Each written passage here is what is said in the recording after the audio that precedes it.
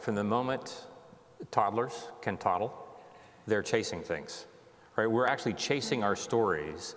Like even if the story is the begonias that I'm going for, right? In some sense, like I'm on the move, chasing things in some way. And I would say, I think I wouldn't just demonize chasing things in and of itself. I would say there's a certain element of that that's part of creativity and part of curiosity and part of searching and discovery and so forth and so on.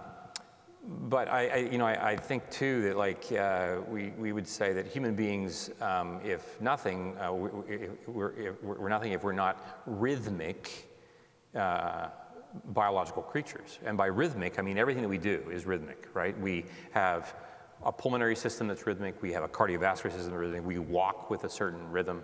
And we also tend to flourish, and the brain is like this. It has its different parts. We tend to flourish when we are rhythmically moving back and forth between deeply connected community and what we might call solitude.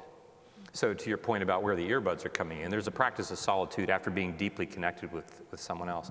And so when we're chasing things, I think part of the challenge is we find ourselves way out of rhythm when I haven't had the opportunity growing up to be deeply connected. So part of that rhythm of moving out into the world and then coming back and being deeply known by someone else, again, emphasizing on how I'm being deeply known in all of me, enables me to, like, I think, tell that whole part of my story that's part of it, right? The part of us that's going to be known by each other while we're each going out and, chasing things, as it were.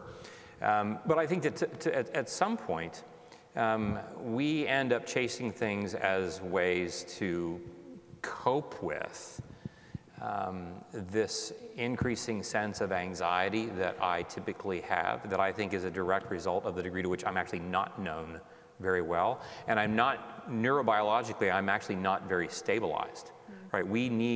It's like if you're gonna cross a canyon and you're gonna cross on a net, you'd like to have the net have lots and lots and lots of fibers, not just like 4 fibers, right? The more fibers I have, the greater confidence I have in crossing. That's not unlike what we mean by human connection. I'm actually, for me to be courageous, for me to chase things appropriately, requires me to be deeply connected to others that allows me to take them with me into whatever the space is that I have to encounter.